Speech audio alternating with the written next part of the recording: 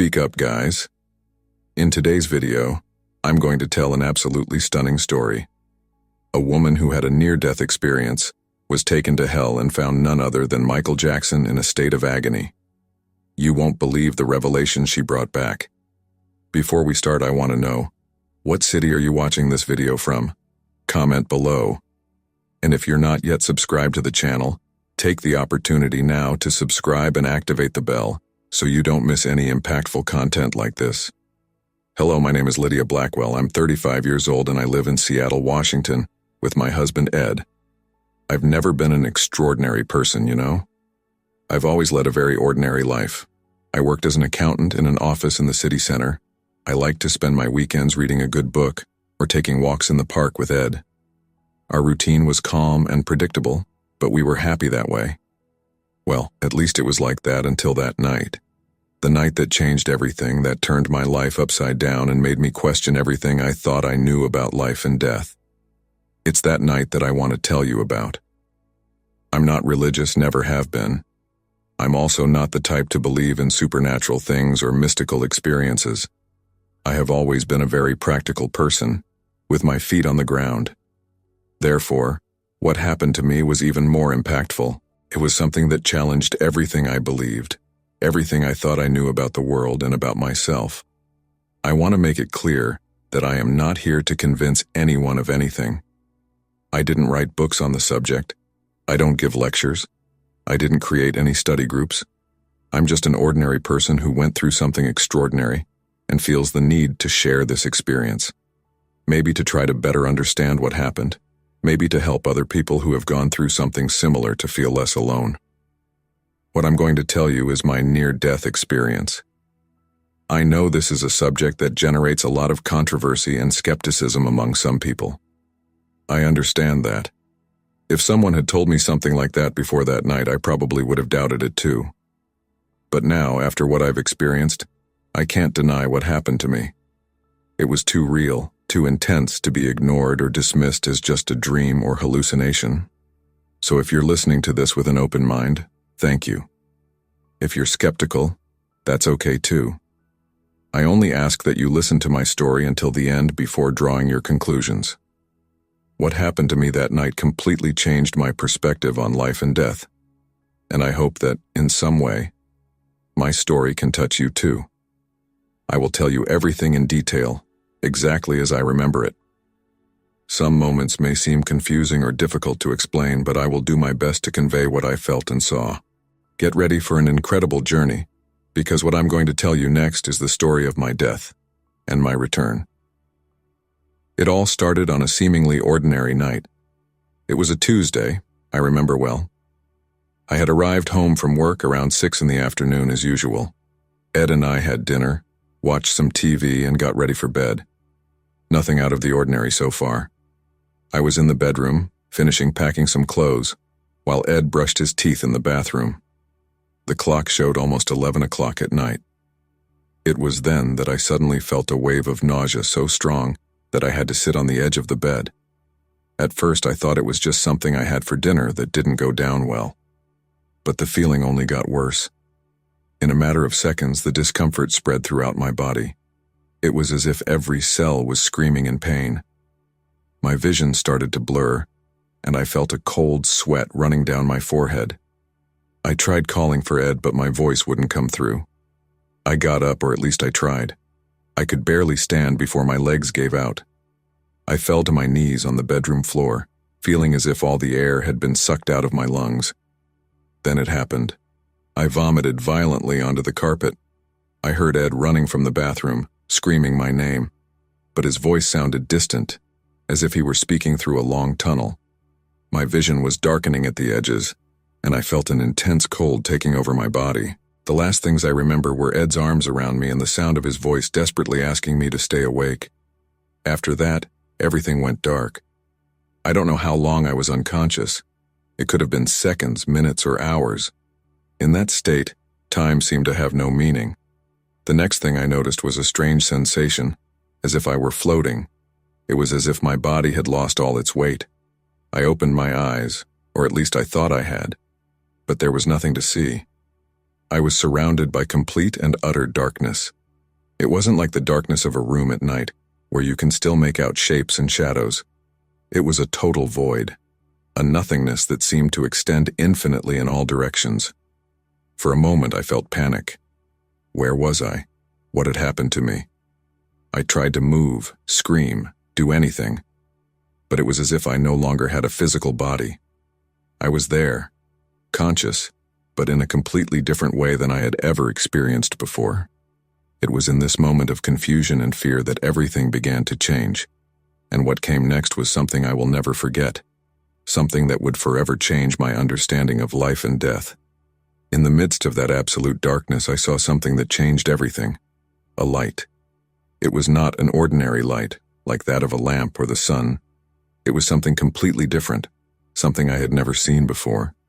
At first, it was just a tiny dot on the horizon, barely noticeable. But as I focused on it, the light began to grow. Or maybe it was me approaching her, it's hard to say. In that state, the notions of space and movement were completely different from what we are used to in the physical world. The light got bigger and brighter. But strangely enough, it didn't hurt my eyes. In fact, it was incredibly comfortable to look at. It was as if that light emitted not only luminosity, but also warmth and, well, the only word I can think of to describe it is love. Yes, love. It seems strange to say that about a light, I know. But it's the truth. That light emanated a feeling of love so deep and unconditional that it is difficult to put into words. It was like I was being embraced by all the love in the universe at once. As I got closer, I began to realize that the light wasn't just a source of illumination. She had a conscience. It was as if it were a being, an entity, and this being knew me. I knew every detail of my life, every thought I ever had, every emotion I ever felt. Normally, the idea of being so completely known by someone would be frightening. After all, we all have our secrets, our flaws, things we are ashamed of. But there, in that light, there was no shame. There was no fear. There was just total acceptance and unconditional love. It was as if the light was telling me, I know you completely, and I love you exactly as you are. This feeling was so powerful, so overwhelming, that I felt like I was dissolving into it. All the barriers I had built throughout my life, all the masks I wore simply disappeared. As I floated toward the light, I began to feel a deep peace. All the fears and worries I carried in my everyday life seemed so small and insignificant now. It was like I finally understood that everything was okay, that everything had always been okay, and that everything would always be okay. The feeling was one of pure ecstasy. Imagine the greatest happiness you have ever felt in your life, and multiply it by 1,000. Still, it wouldn't come close to what I was experiencing at that moment. It was a joy so intense that it seemed to fill every fiber of my being. It was in this state of complete happiness and peace that I had a realization that would change everything, a truth that under any other circumstances would have filled me with fear and despair. But there, surrounded by that loving light, this truth came as a simple observation, without fear or sadness. I was dead. The realization that I was dead came as a gentle wave, not a shock.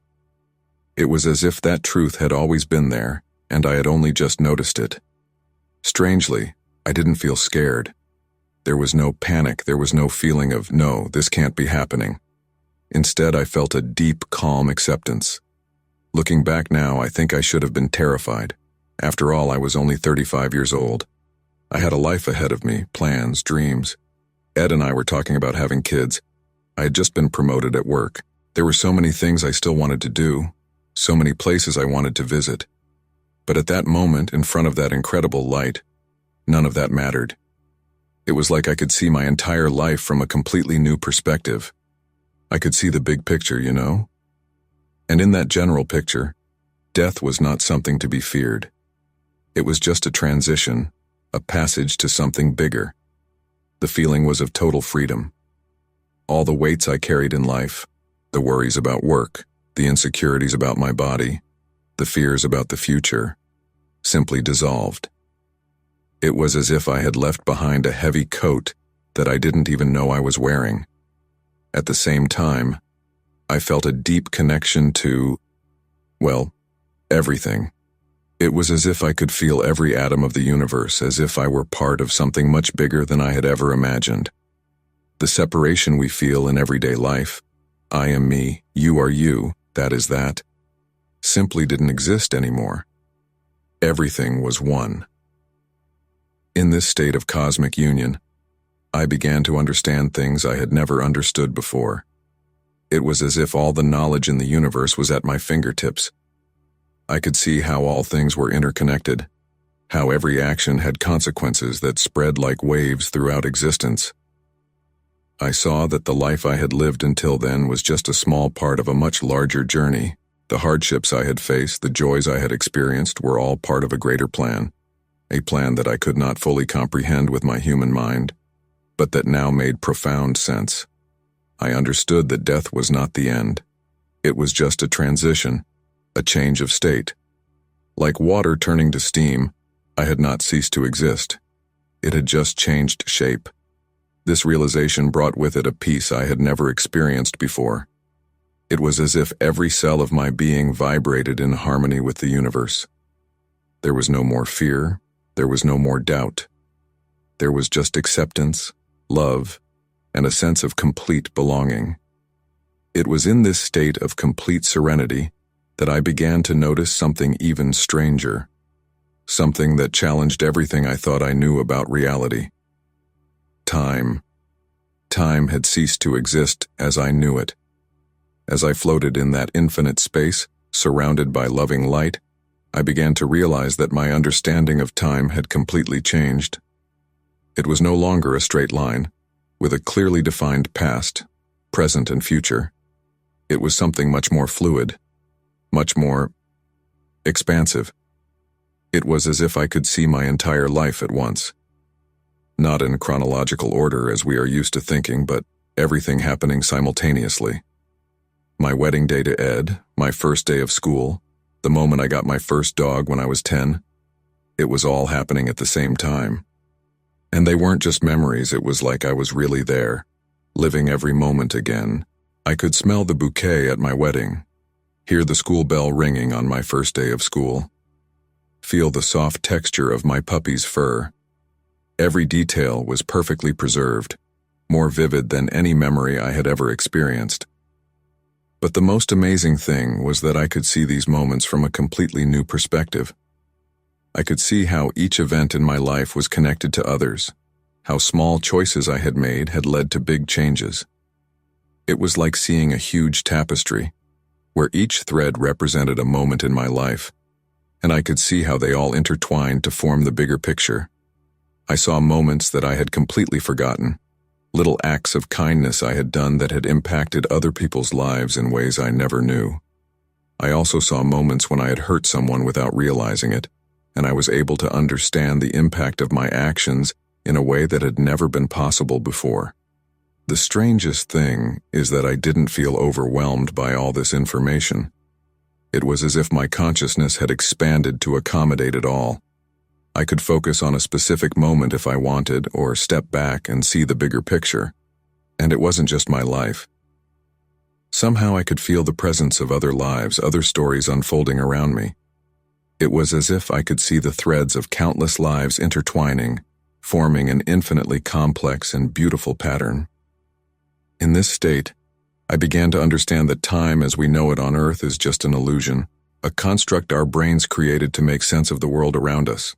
But reality, the true nature of existence, is much more vast and complex than we can imagine. I realized that every moment, every decision we make, every interaction we have, exists forever. There really is no past that is left behind or a future that has not yet arrived. Everything exists simultaneously, in an eternal now. This realization was both frightening and liberating. Scary because it challenged everything I thought I knew about reality. Liberating because it made me realize that nothing is truly lost. Every precious moment of our lives, every person we love, every experience we have, everything continues to exist, preserved forever in this cosmic tapestry of time. It was in this state of expanded understanding that I began to hear the light. Not with my ears, of course. It was a completely different form of communication than anything I had ever experienced before. Communicating with light was perhaps the most surreal part of the entire experience. It wasn't like talking or listening in the traditional sense. It was more like, well, like my thoughts and the thoughts of the light merged. There was no need for words. Entire concepts, complex ideas, deep emotions, everything was conveyed instantly. It was a form of communication so direct, so pure, that it makes our language seem primitive in comparison. The light knew me completely. Every thought I'd ever had, every emotion I'd ever felt, every action I'd ever taken, it was all there, exposed. At first, I felt slight discomfort. After all, we all have things we prefer to hide, even from ourselves. But the light didn't judge. On the contrary, I felt total acceptance, an unconditional love that is difficult to describe in words. It was as if the light was telling me, I see you completely, with all your flaws and imperfections, and I love you exactly as you are. At that moment, I felt an incredible liberation. All the guilt I carried, all the regrets, all the insecurities, all of it simply dissolved in the face of this absolute love. For the first time in my life, I felt completely accepted, completely loved. The light started to show me things. They were not images in the traditional sense, but rather concepts, ideas, universal truths. I saw the interconnectedness of all things in the universe. How every action, every thought, every choice we make has an impact that spreads like waves, affecting everything around us in ways we can't even imagine.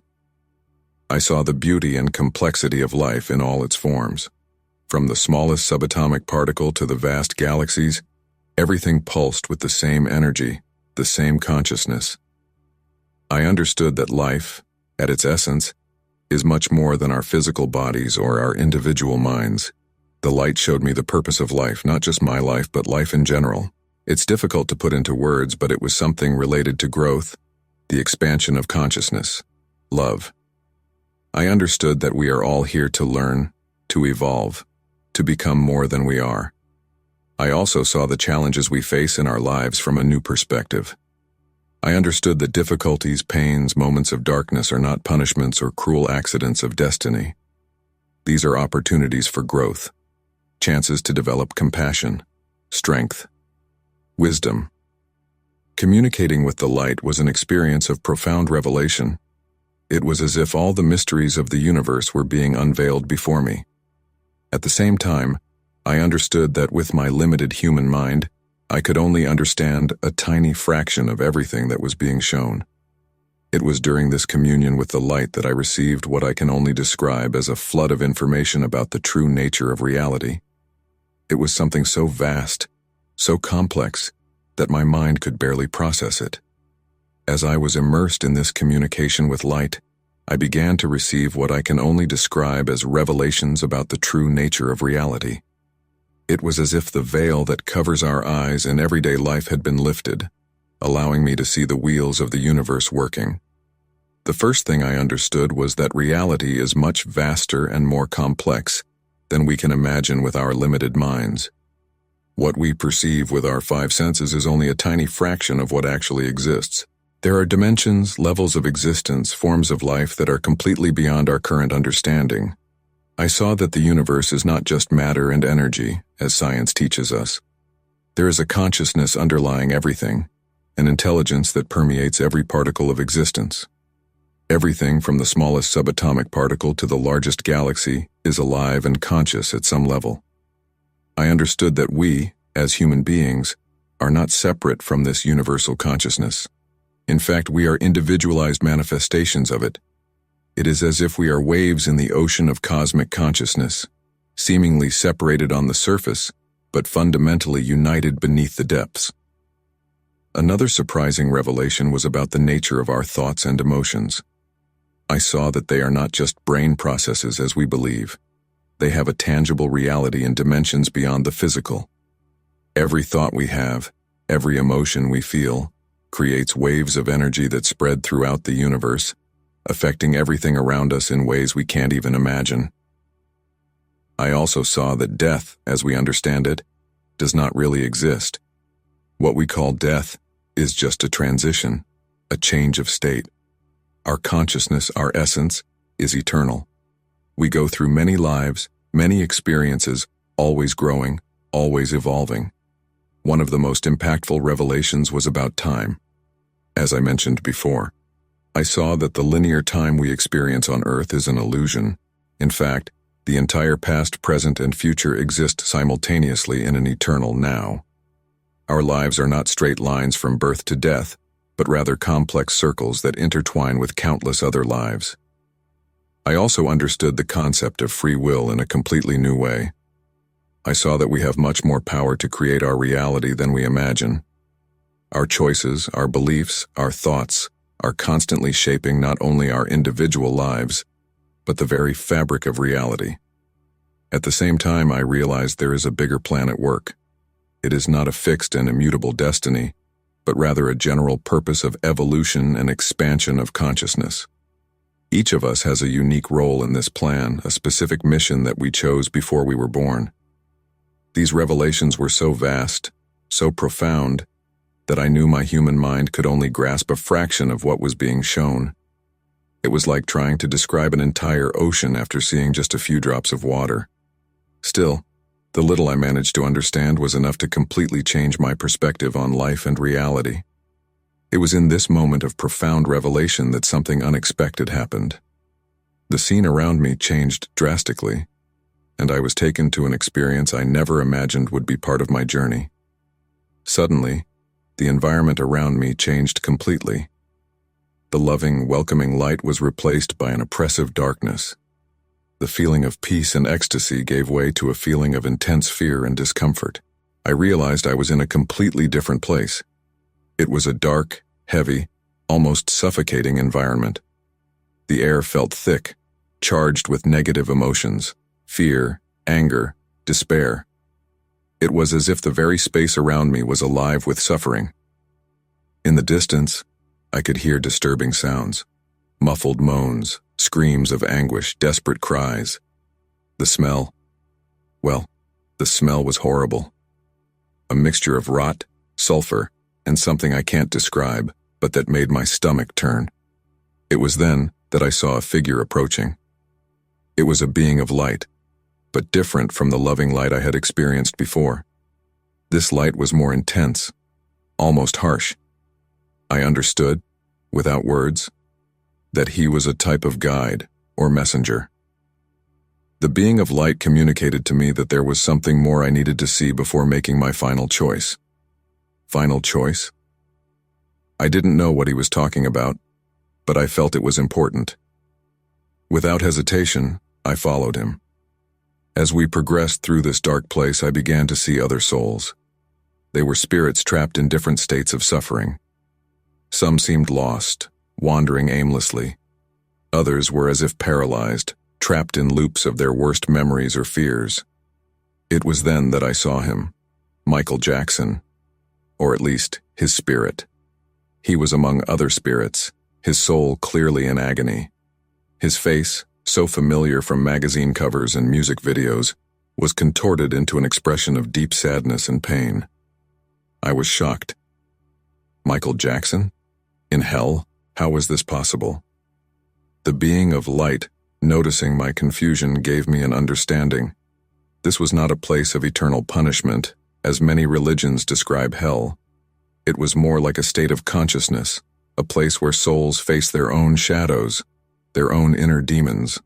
Michael, like the other souls there, was trapped in a cycle of guilt, regret, and self-judgment. The accusations he faced in life, the pressures of fame, the mistakes he made, all of it kept him trapped in this state of suffering. But the being of light showed me something else.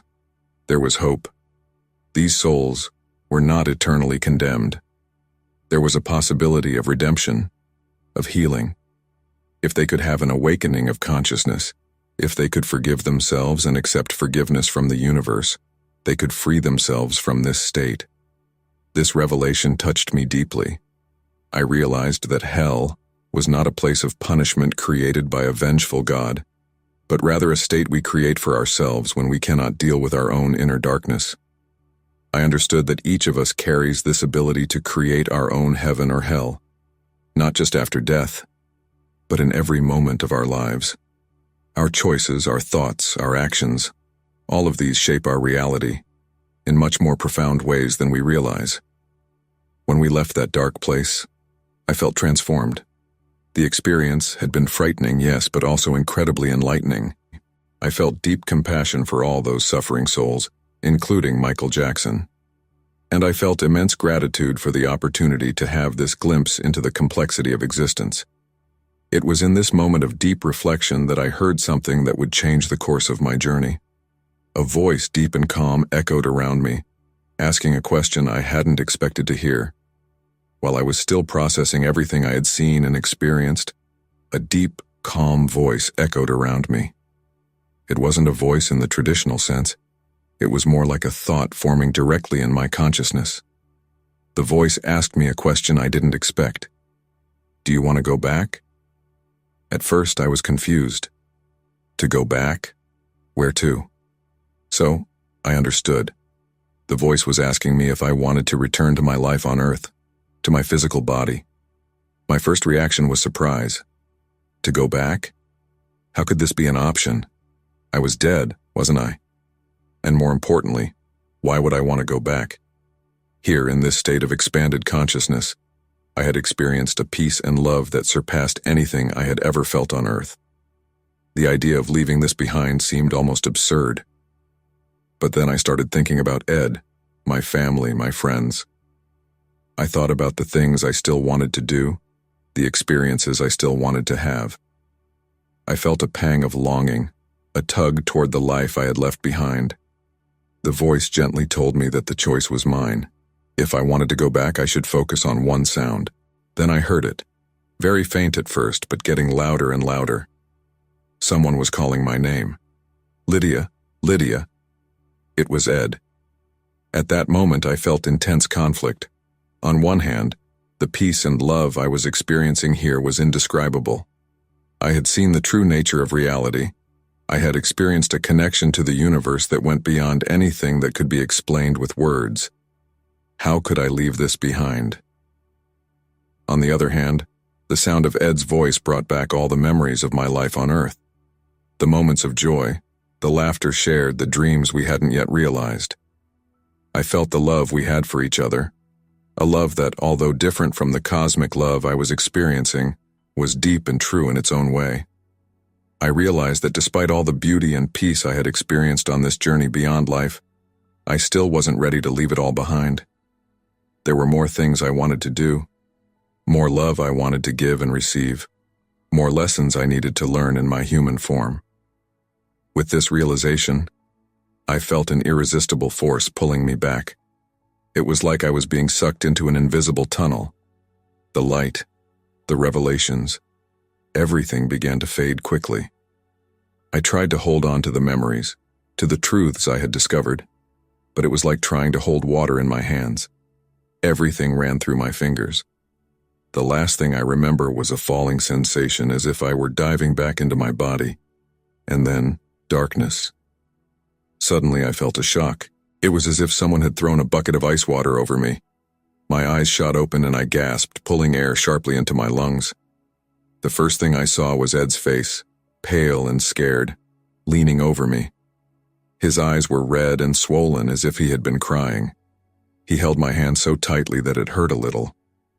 "Lydia, oh my God, Lydia," he exclaimed, his voice shaking with emotion.